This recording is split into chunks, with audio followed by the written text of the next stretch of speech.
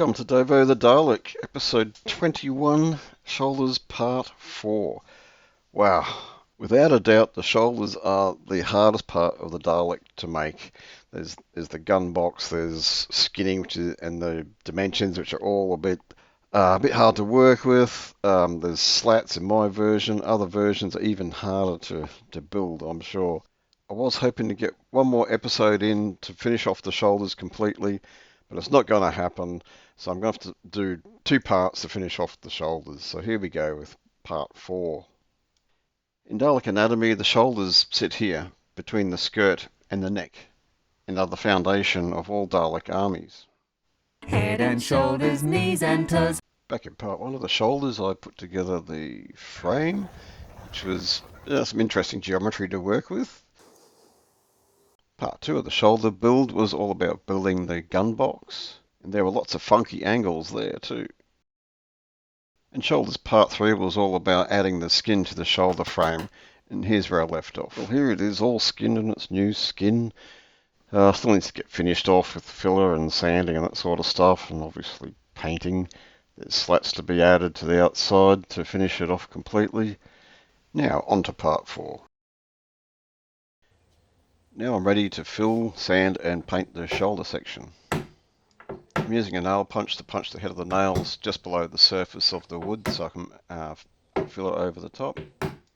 In a couple of places I've got to wriggle the punch to remove it. I've obviously gone too deep with that because the material is only 3mm thick. It doesn't really matter if I push the nails right through because there's glue holding the 3mm ply on as well. Time to break out the filler. I'm using plastic filler here. People probably know it by brand names. I think Bondo is one name. In Australia it's just commonly known as Bog. The mixing proportions are 50:1, so 50 parts filler to 1 part hardener, or a match to a matchbox. I always find a good use for ice cream containers. I never throw them out. It's both my mixing palette and my squeegee for applying the bog. You only get about 5 minutes of working time with the filler, so that matchbox volume is probably the right working size for any filling. I use the squeegee to press the filler into the crack here from both directions, all directions really. Try and get it stick to the sides of the crack internally and get a good bond. Go through several batches of filler, working my way around the shoulder section. There's a lot of filler gets used around the gun box on the front, as you can see. Push the filler home, and I don't sort of hold back and make sure it goes deep into those gaps to get really good bond. The filler is held in well. This filler sets hard compared to something like a plaster-based filler, and it'll get sanded. I want to fill this joint in the skin, obviously, and that will create a mound of filler down the seam. And I want to spread that filler out each side of the mound so it will smooth over into a more uniform finish.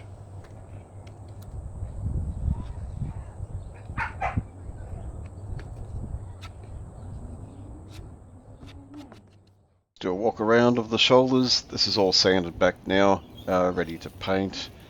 You can see I've smoothed it out pretty well. The front face of the gun sockets are probably the most important thing to be nice and smooth. The rest is going to be pretty much covered in slats and bands. And now onto the painting. You can see I start with the trickier areas, the joins, the corners, the hard to reach places, and put a coat on them first before doing the broader sections of open panels. I'm using a high build primer to fill in wood grain and any minor blemishes, and I'll have to sand it back and do a second layer on top of this. Here's the first layer of paint sanded back. You can see I've even had to go back to filler in some places to remove any blemishes in the surface. Here I am preparing to do the second coat of the primer. And I keep a sheet of cardboard handy to test my spray pattern on my gun before actually hitting the material.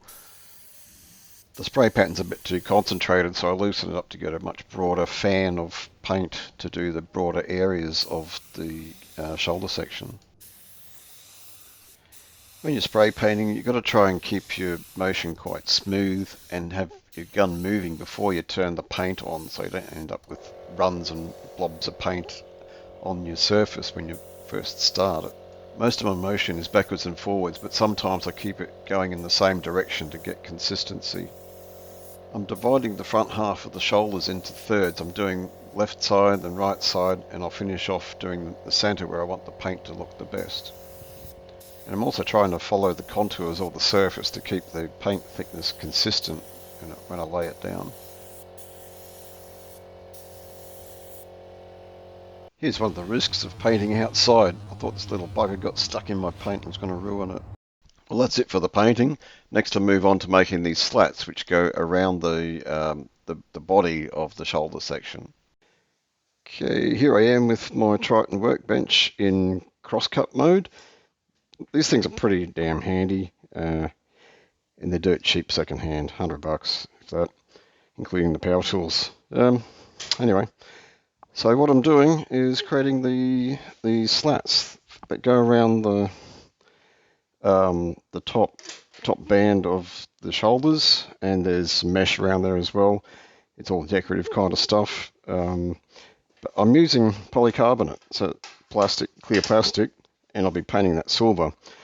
Apparently that's the way it was on the original props, so I'm kind of sticking with that. Plus, when these are made of aluminium, they bend and they get a permanent crease in there, and the corners get really sharp. So I'm trying to avoid all those things at the same time. So I'll be cutting out 17 of these things. So I'll be using my table saw to do that. I don't want to cut, mark along for each. There's 17 of these things. This is the right width here. I've got that cut from the supplier. So I've got to cut 17 slats, and like I say, I don't want to cut mark. So I've made a stop here. Yeah, but I want to remove the stop because a stop in this configuration can restrict the movement of the cut-off piece, and there's a high chance that that will get caught up in the saw and flick away. So put this in place, butt it up, take it away, and cut. I put my stop into place and hold it in position, push material up against it, and hold it down, ready to cut it. So this is my first cut with the saw. I'm being overly cautious with the speed. Make sure I don't trap the material in between the teeth of the saw, which can happen if you go too fast.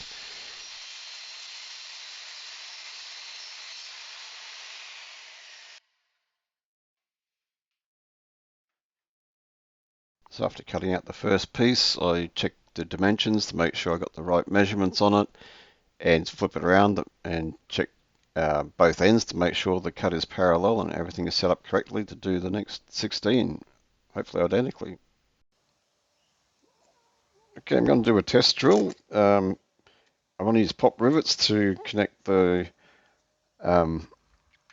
slats around the collars, and I want to pop rivet it on. So I want to test the pop rivet to see if it's going to fracture the polycarbonate or not. So that's what I'm doing. Am I still recording? Yeah, that's hit and miss these days.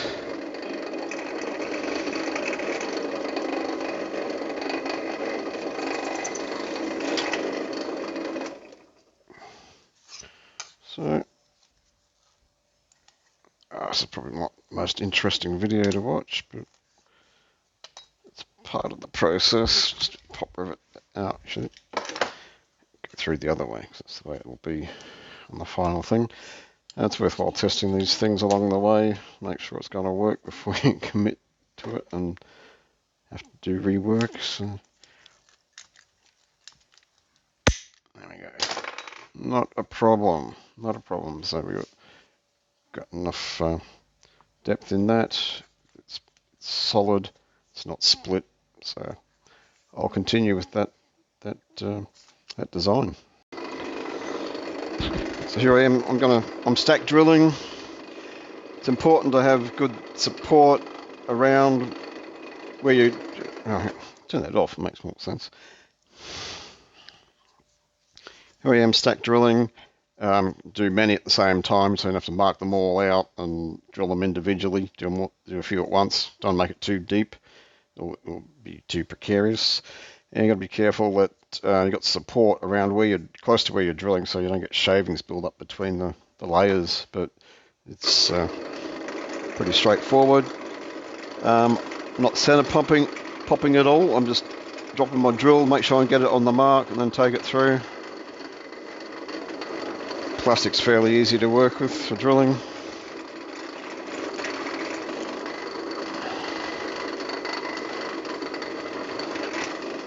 Just like that, pretty easy. And I'm sad to say that that's it for this episode. Aww.